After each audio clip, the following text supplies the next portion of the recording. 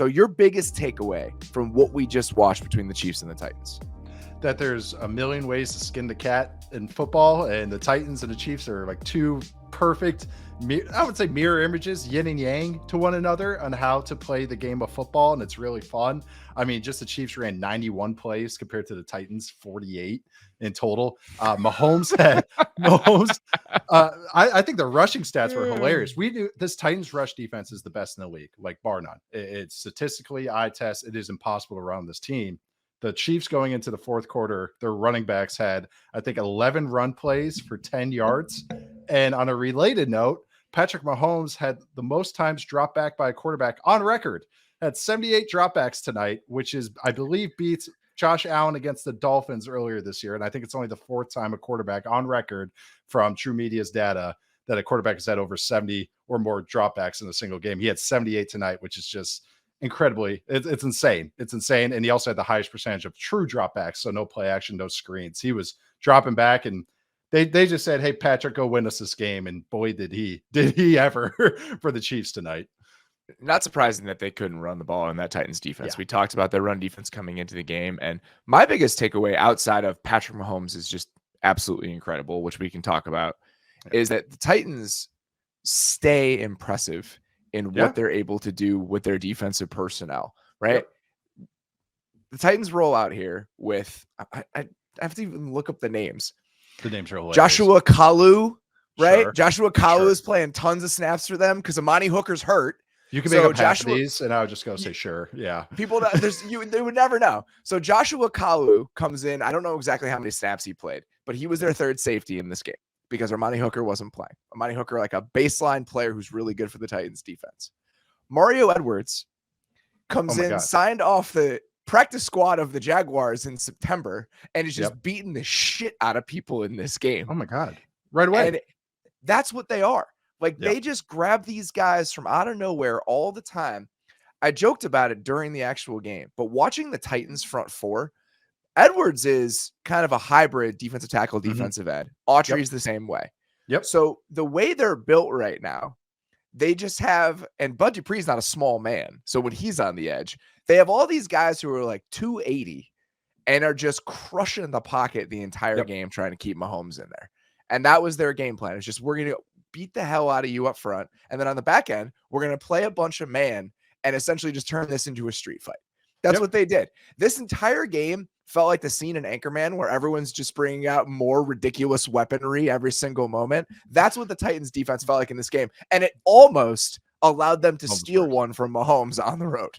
I guess Mahomes is brick because he has a grenade. He has a hand grenade in that but that's the thing with those hybrid types like Danico Autry and Mario, who were both with us with the Raiders, which is funnily enough, but had both of them, they bump up on the outside. So naturally they're just better playing against the run. Cause like you said, when you don't need those bendy guys, they just push the pocket.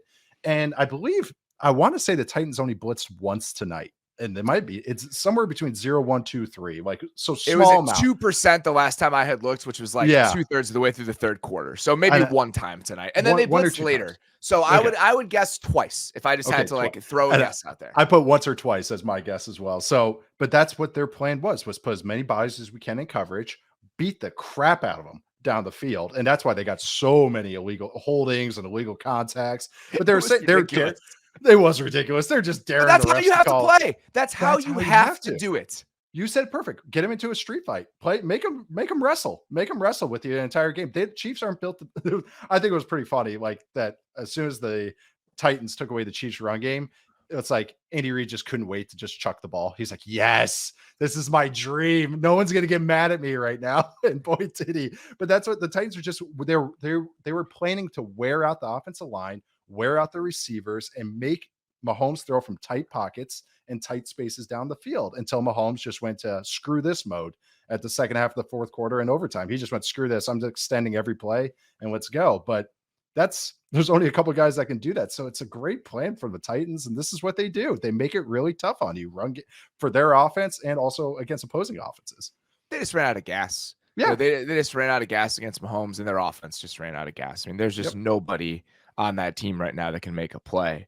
And it's hard to watch that game and not think about what this team would look like with AJ Brown. I understand overall the plan and why it's like, okay, we're going to reset a little bit. Yeah. And we didn't want to pay him and all the considerations that go into that. But I don't know what the Titans are going to look like a year from now. I don't know what they're going to look like by the end of this season. If they have Ryan Tannehill in this game, do they win? Maybe. I mean, just so many different questions. But my takeaway from this game is that they're going to be in these sorts of games all the time. They are going to do what they have to do to make these things ugly and close and stay competitive, no matter who's out there, no matter who they're playing against. And Mike Vrabel and his staff deserves a ton of credit for that. They play team footbai It's team. They know they have a rookie quarterback, a 3rd round rookie starting. So what did the defense do? Okay, we got to tighten it up. We got to I actually didn't mean to use their phrase there, but yes, that's actually what they did. Tighten down, tighten up, whatever they do. The last stat real quick, I have to throw in Mahomes. It was the most passing first downs he's ever had in a game as well, which is just insane. And the most impressive plays he made down the stretcher with his legs. What he had to do as a scrambler is ultimately what won them that game. He's absolutely incredible. But the Titans made him go into superstar mode, which is a joy for us to watch. But they beat him up for the whole game, but then talent won out in the end. On a broader level, like the broad strokes of the Titans just aren't interesting to people. Like they don't have a lot of stars. They don't have a lot of big names outside of like Derrick Henry. They traded one of them away. They don't play a super entertaining version of football. So when you're looking at it just on a big picture level, it's like, oh, well, the Titans are easy to look over. But then you get to the granularity of it, and that's really interesting and really impressive. And so that's why I think they're just a hard team to figure out, a hard team to talk about sometimes. But then you watch a game like this, and it's like, it's well done. Like they're constantly put in the right spots, and they almost did it again. They almost did. I know. I actually thought they were going to pull it off for a long time in that game. They were the number 1 seed last year, and they hung with the Bengals the whole game until the very end. Tannehill threw a couple bad picks in the playoffs against the Bengals, but it's just one of those. And then last year that was a surprise, and then this year it's like, oh yeah, we're trying to like me. I know. I was looking at the Colts and Jaguars, going like, well, yeah, now it's their time to kind of like maybe take a half step forward. And it's like, there's the Titans. They just muck up every game because they don't really beat themselves. Like they have that way of not beating themselves, and they punish other teams' mistakes. They're just well coached. You see how just energetic that team plays with. And I think that's what it is, Jeffrey Simmons is a star, and like, he's going to get more recognition as the season goes along. But the other guys, it's like, oh yeah, that guy. Yeah. He's pretty good too. Like you get a lot of like, it's good that like Chris Collinsworth is talking about David Long. He's talking about Autry. He's giving those guys some shine because those guys are good players, like legitimately good players, not just like a athletic football show all-star. It's not like one of these guys that we just like tab like, ooh, no, they're legit good players. So it's good that like people get to see what this team's all about, because they make it tough on every team. They're going to be in every game as long as they don't play the Bills, but they're going to be in every single type of game because that's what they can do. They're going to be well coached. They're not going to beat themselves, and they're going to make it hard on you. It's a good formula. The guys who were supposed to be out there for the Titans, think about how many weren't. Harold Landry, Elijah Molden, Amani Hooker. They drafted a cornerback, and they drafted a cornerback in the 1st round last year who doesn't play for them. Like it's their tackle from 2 years ago didn't last through training camp that they drafted in the 1st round. Yeah. Taylor Lewan's hurt. I mean, the offense doesn't look very good, but the defense is just the fact that they can cycle through all these guys and remain competitive is incredibly impressive. Shane Bowen, who's their defensive coordinator and has been for the last couple of years, I think deserves a shout out. It's just, again, and they make the most of what they have all the time. And they have a type of personnel. They go for big, strong, fast dudes like that. That's what they're going to beat the shit out of you on defense. That's absolutely what they're going to do. And that's what they do. And it works out sometimes. It's fun to watch. It really is, even though some people want to paint it as ugly.